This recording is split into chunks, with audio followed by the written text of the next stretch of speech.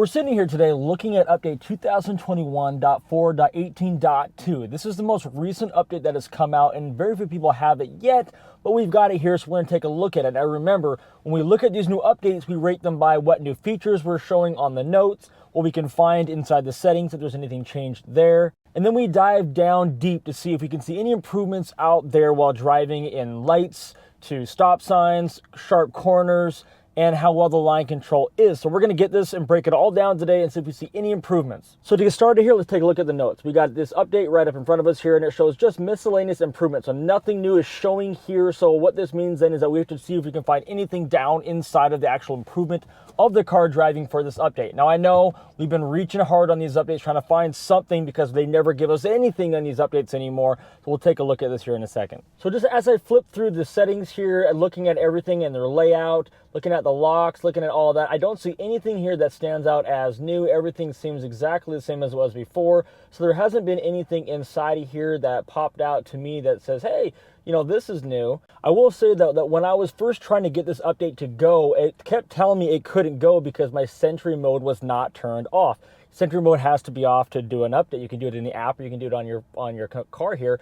And mine was off. So it was off, I'd hit update, and it would do this cycle over and over again. Sorry, can't go until you turn Sentry mode off. So that was kind of strange. I never ran into that. There was one little issue with this update that did happen before it updated, which was kind of weird.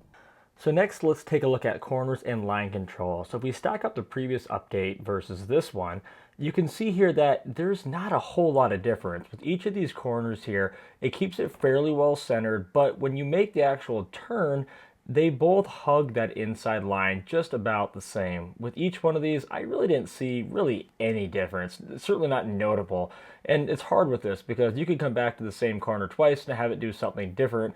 And so it's really hard to say there's much difference here. So what I look for here are big, obvious differences, and I just didn't see anything really noticeable here.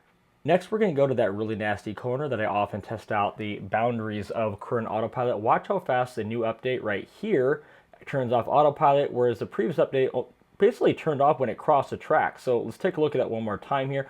Really pay attention to how much longer the previous update made it around this corner, and it was a wet, nasty day on that time. See right here, the new version went off, old right there. So it lasted quite a bit longer. Now I did notice that I was having some issues showing cars on my screen. For example, take a look at this truck right here. As it passes me, you're going to see that when the truck is right beside me, it's way ahead of me on the screen. And some cars like this one right here didn't even show up at all. Watch what happens when it goes past. So I thought that was kind of interesting. Now they both got the obstacle avoidance warning at the exact same spot, which I thought was really interesting. I thought that was a fluke thing, but apparently it's not. Now on my Swervy road test, the new update actually did perform better. Watch as I go around this corner up here. The previous update actually went over the line, turning this corner right there. It tapped it. The new update was able to avoid it all the way around that corner, which, I mean, hey, that's pretty cool. Then on the very next corner, they both swung pretty wide and pretty much both touched the line there. And on this really steep corner to the left that I've never made it around, the new update did much better, keeping itself centered a lot longer and was able to hold autopilot much further. Now one thing that's been noticed is that on green lights for the previous updates, it hasn't been going through the light. Instead, it has been trying to stop.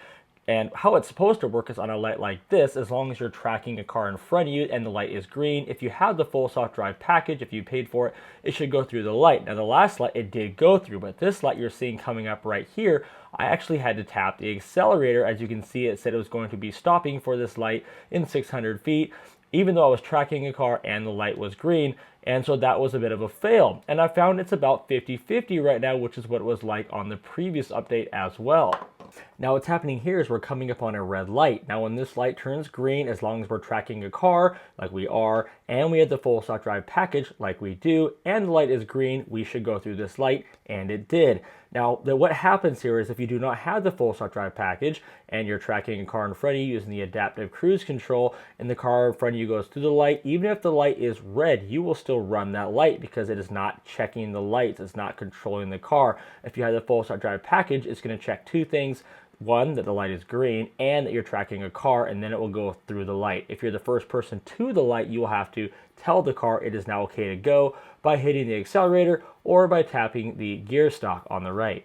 Now, just for fun to wrap up this update, we're going to go down this really awesome windy road near my house. There's no road line, so you can't put in autopilot, but it sure makes you appreciate the awesome control that the Model 3 has. I've been through this in the Model X and the Model S, and nothing beats the extreme sporty control you get here with the Model 3, zipping through this awesome woods. So just to recap on this update, no new notes, nothing notable in this update. The line control and corners were no different. If anything, they didn't go quite as far as the last on some, and some they went further on, and so it's really, I would say, about exactly the same. And that's not surprising. We haven't really had any noticeable update, but we do these updates because they come to us and we try to see if there is some kind of improvements. But on this one, I have to say there's really nothing. So thank you everybody for watching again, and if you haven't already, please subscribe, and of course, don't forget to leave a comment and hit that like button. Thanks guys again, and I'll see you on the next one.